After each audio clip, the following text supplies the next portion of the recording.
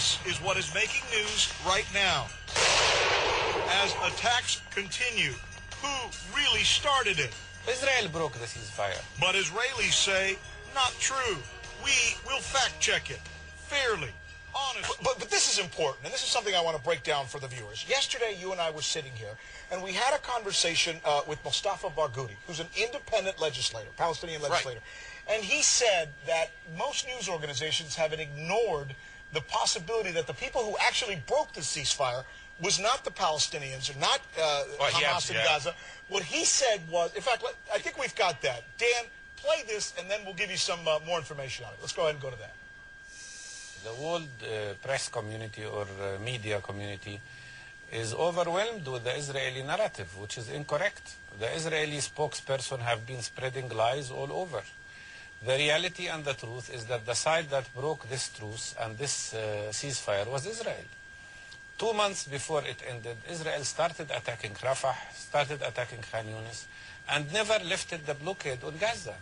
Gaza remained without fuel, without electricity, without bread, without medications, without any medical equipment for people who were dying in Gaza. 262 people died, sick people, because of an access to medical care. So Israel broke the ceasefire. And you know what we did? I've checked with some of the folks here at our international desk, and I went to them and asked, what was he talking about, and do we have any information on that? Which they confirmed 2 months ago. This is back in November. There was an attack. It was an Israeli raid that took out 6 people. Now, let me refer you.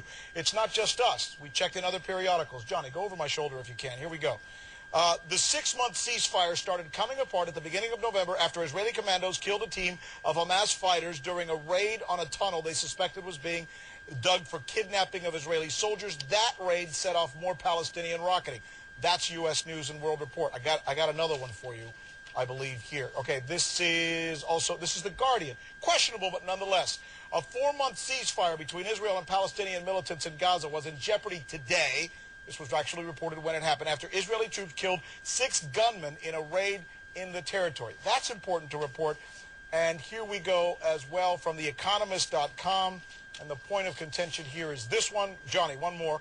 The last straw came in November when Israelis killed 6 gunmen, it said, were digging tunnels to launch a raid onto Israel, spurring Hamas to respond with a barrage of rockets. So the question is to who started this. And we've been hearing that the Israelis say they had to do this because suddenly the ceasefire had been broken in Gaza by the Hamas and the Palestinians. Is this now a little more in question? You know, that is absolutely true, but just as true is the fact that if Israel hadn't started shooting first in this case, and Israel said, we had security reasons, imminent security reasons, there was no real deal here between Hamas and Israel. Israel still reserved the right to go in and do any attack where there was a primary security interest there. And they said, our soldiers were going to be kidnapped. We had to do it. But, you know, I guess what it is, Americans, we like our order. We want things delineated for us. We like to see a quid pro quo. They're saying this happened. Are they right? And they're saying this happened. Are they right? It's almost like we're left, when you talk about the Middle East, you're left with such subtleties that sometimes everything is a vague